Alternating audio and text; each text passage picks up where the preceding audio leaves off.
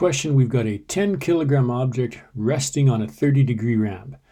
Now for my object, I've chosen this person sliding down a ramp who's clearly bigger than 10 kilograms. But it doesn't matter. We'll soon see as the question progresses that mass doesn't actually matter. And we want to know what the object will do.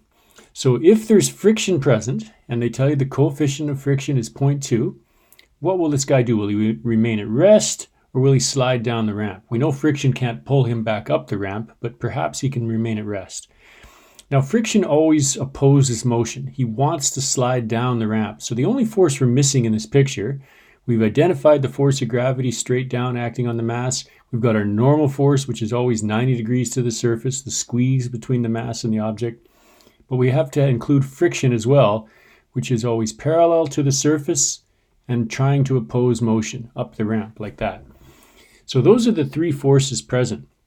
Now we know that this object is trying to accelerate down the ramp. So I'm going to do this question with components. And when you do components, always line up your XY axis in the direction of motion.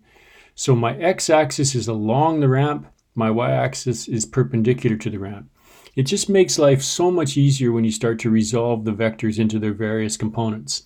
The goal when you're doing the component method is to make sure each vector has a component that's perpendicular to the motion and parallel to the motion. So now we go back and we look at our vectors and see which ones we have to manipulate and change into components. If we look at the normal force is already good. It's 90 degrees to my x-axis, to my ramp, so it's already perpendicular to the motion. So this normal force, which I'm going to put in pink here, I don't have to touch. It's good. Now we've already identified my force of friction is parallel to the motion. It's parallel to the ramp, so we don't have to change that as well. It's already in the direction of motion or opposing the direction of motion. It's good. The only one that's messing us up is this force of gravity. It has a component that's both perpendicular to the ramp and parallel to the ramp. Now remember, when you're resolving vectors into components, you want to resolve them both perpendicular and parallel to the motion. The original vector, force of gravity in this case, has to be the hypotenuse, has to be the longest side. So with this one, I've got a component that's perpendicular,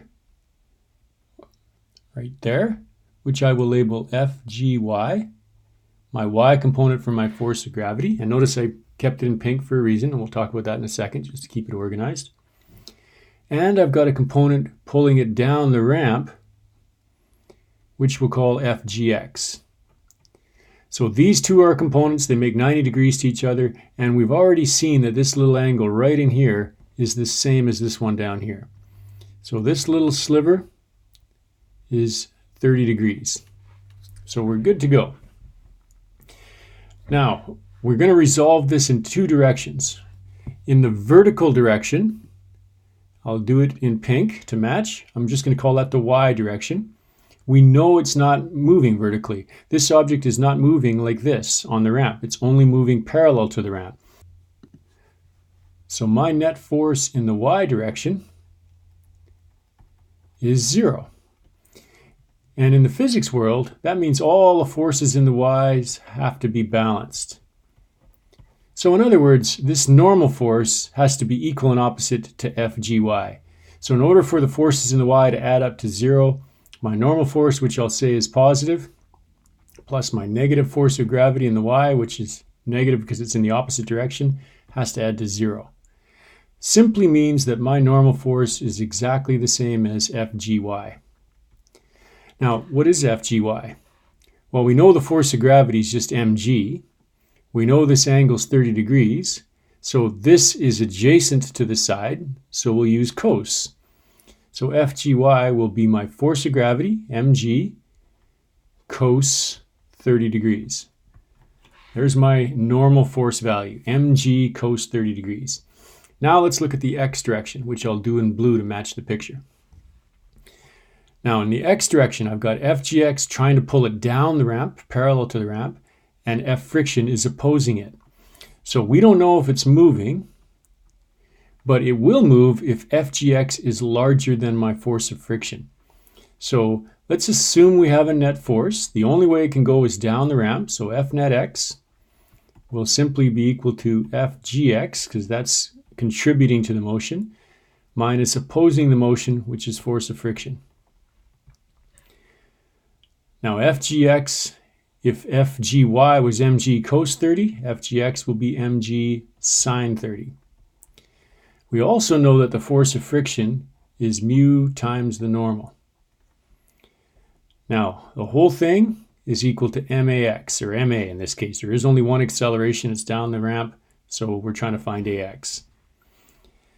Now, in the previous y direction, we've got a value, or at least an equation, for my normal force. I'm going to plug that in down here.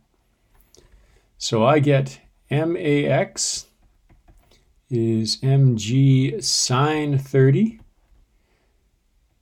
minus my coefficient, and then my normal force we've established was mg cos 30. So I'm going to substitute in mg cos 30. Now notice that there's a mass in every single term, so the masses actually cancel. I could factor out an m here on the right, and then I could divide both sides by m and the masses would cancel, as long as there's one in every term. So that answers part B, doesn't it? What would a 50 kilogram mass do? Well, mass doesn't matter. A 50 kilogram mass will do whatever the 10 kilogram mass is doing.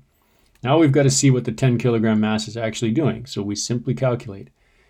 AX equals 9.8 sine 30 minus 0.2 times 9.8 cos 30. And when you work all of that out, it turns out that this g sine 30, or the Fgx, is actually bigger than the force of friction. So it is going to accelerate down the ramp. We know it's bigger because we end up with a positive answer on the right-hand side. We end up getting a positive 3.2 meters per second squared.